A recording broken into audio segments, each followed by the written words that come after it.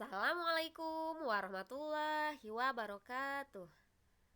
Halo anak-anak semua.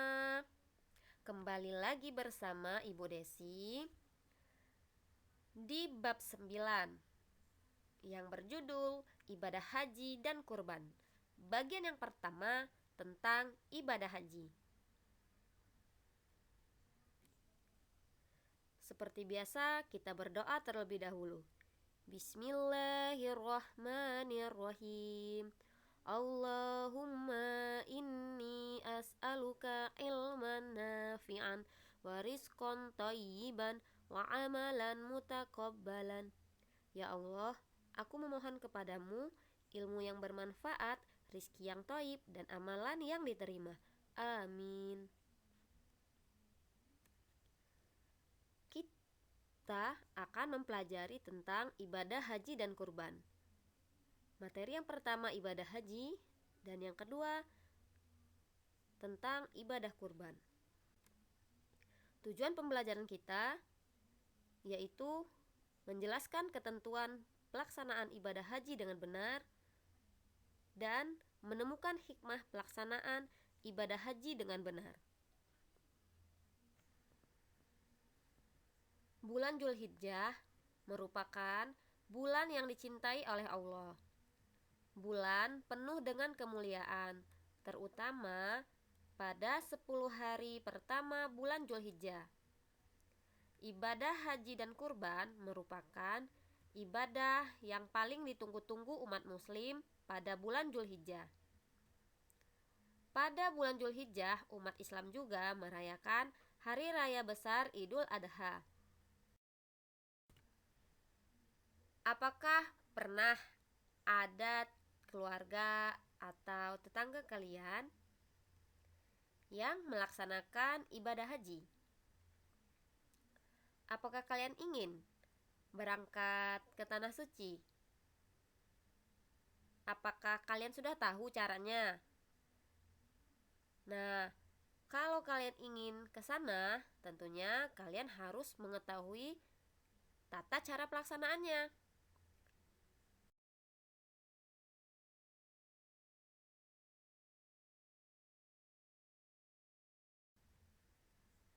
Mari kita pelajari materi berikut ini. 1. Pengertian ibadah haji. Secara bahasa, haji artinya bermaksud untuk berkunjung. Secara istilah, menziarahi Ka'bah dan melakukan serangkaian ibadah sesuai ketentuan. Syarat wajib haji. Ada beberapa syarat wajib haji. Apabila salah satu syarat tersebut tidak terpenuhi, maka seseorang belum wajib melaksanakan haji. Syarat yang pertama yaitu Islam. Orang yang ingin berhaji haruslah seorang muslim.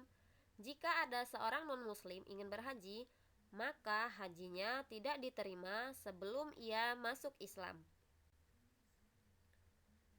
Syarat yang kedua yaitu baligh. Artinya sudah dewasa. Orang yang sudah dewasa mampu membedakan baik dan buruk. Anak yang belum baligh tidak diwajibkan melaksanakan ibadah haji. Syarat yang ketiga, berakal. Orang yang tidak berakal atau orang gila tidak terkena kewajiban haji, karena ibadah haji harus dilaksanakan dengan penuh kesadaran. Syarat yang keempat, bisa atau mampu. Mampu di sini diartikan mampu secara fisik dan keuangan, karena berangkat haji membutuhkan biaya yang besar. Uang yang didapat pun bukan dari hasil berhutang. Selanjutnya, kita juga akan mempelajari rukun haji. Rukun haji merupakan serangkaian kegiatan yang harus dilakukan dalam pelaksanaan ibadah haji. Apabila salah satu rukun haji tidak dikerjakan, maka hajinya tidak sah. Yang termasuk rukun haji, rukun yang pertama ihram, yaitu berniat mengerjakan ibadah haji dengan cara memakai pakaian ihram di mikot. Ihram adalah amalan haji yang pertama. Ihram ini merupakan tanda kita mensucikan dan membersihkan diri dari dosa. Pakaian ihram menggambarkan persamaan, tidak ada lagi perbedaan suku, ras, dan bangsa. Rukun yang kedua, wukuf di Arafah. Artinya, berdiam diri untuk memperbanyak berzikir dan berdoa di padang Arafah pada tanggal 9 Zulhijjah sampai terbit fajar. Tempat manusia muhasabah diri, memikirkan tentang tujuan penciptaannya di muka bumi. Rukun yang ketiga yaitu tawaf ifadah. Tawaf ifadah yaitu mengelilingi Ka'bah sebanyak 7 kali. Awalnya dimulai dari Hajar Aswad, dengan Ka'bah berada di sebelah kiri dan berjalan kaki bagi yang mampu. Tawaf merupakan bentuk kerinduan seorang hamba kepada Allah Subhanahu wa Ta'ala. Disunnahkan sambil membaca kalimat talbiyah.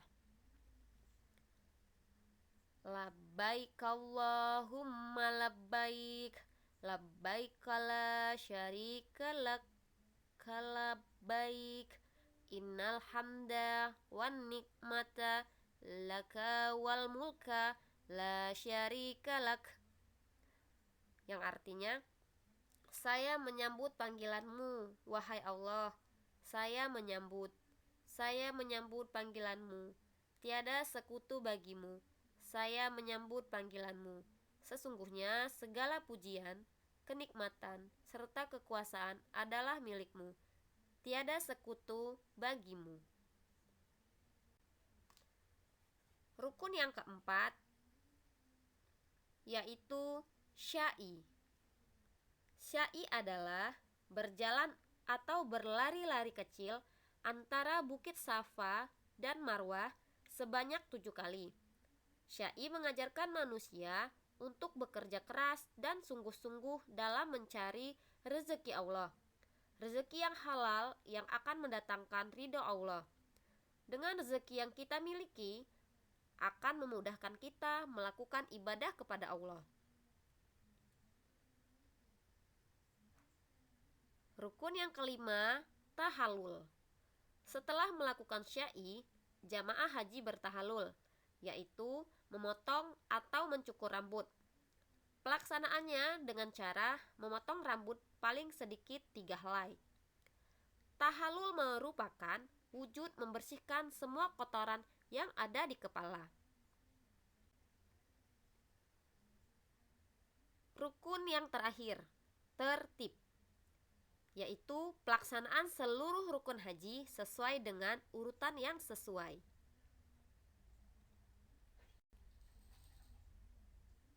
Selanjutnya tentang wajib haji. Wajib haji merupakan serangkaian kegiatan yang dilakukan dalam pelaksanaan ibadah haji untuk melengkapi rukun haji. Wajib haji ini apabila tidak dikerjakan, maka hajinya tetap sah, tetapi harus membayar dam atau denda. Wajib haji yang pertama adalah berihram dari mikat. Mikat adalah batas tempat atau waktu bagi seseorang yang akan melaksanakan ibadah haji atau umroh untuk memulai ihramnya. Seperti mulai berihram dari Bukit Yalamlam bagi jemaah yang datang dari Indonesia. Mikat dibagi menjadi 2 macam, yaitu mikat zamani dan mikat makani. Mikat zamani adalah waktu berniat yang dilakukan pada bulan haji. Sedangkan miqat makani adalah tempat untuk memulai ihram. Wajib haji yang kedua, mabit atau bermalam di Musdalifah pada tanggal 9 Zulhijjah atau perjalanan dari Arafah ke Mina. Jamaah haji melaksanakan sholat maghrib yang dijamak dengan sholat isya dengan 1 kali azan dan iqomah di Musdalifah. Kemudian mereka bermalam lagi.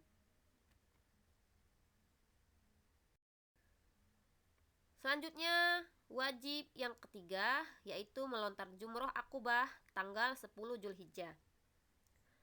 Melontar atau melempar jumroh dilakukan dengan cara melemparkan kerikil sebanyak 7 butir secara berturut-turut sambil berucap Allahu Akbar, Allahumma j'alhu hajjan mabruron wa janban maghfuro.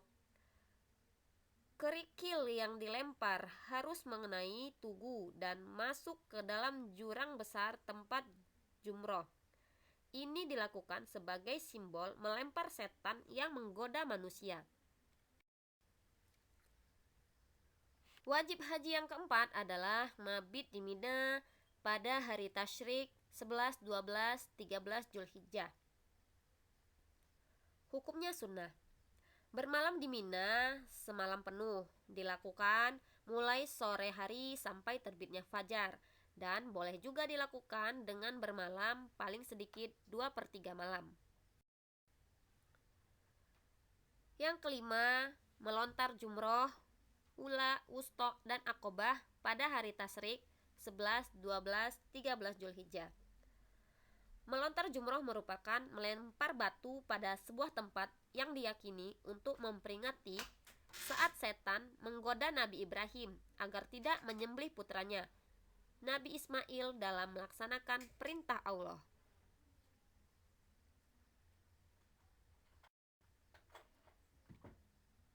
Selanjutnya adalah tawaf wada, yaitu melaksanakan tawaf perpisahan pada saat akan meninggalkan kota Mekah. Tawaf wada merupakan tugas terakhir dalam pelaksanaan ibadah haji dan ibadah umroh di tanah suci. Kemudian meninggalkan perbuatan yang dilarang pada waktu ihram. Ada denda yang akan didapatkan oleh jemaah haji jika melanggar larangan yang telah ditetapkan. Denda yang didapatkan bergantung pada larangan apa yang dilanggar. Selanjutnya, hikmah pelaksanaan ibadah haji. Pelaksanaan ibadah haji mengandung banyak hikmah besar dalam kehidupan seorang muslim. Beberapa hikmah diantaranya menjadikan hati ikhlas dan pemurah, menjadikan kita kembali fitrah, menumbuhkan jiwa pengorbanan, meningkatkan semangat ibadah, dan membangun persaudaraan Islamiyah dunia. Alhamdulillah, materi kita hari ini sudah selesai. Ibu ucapkan terima kasih. Wassalamualaikum warahmatullahi wabarakatuh.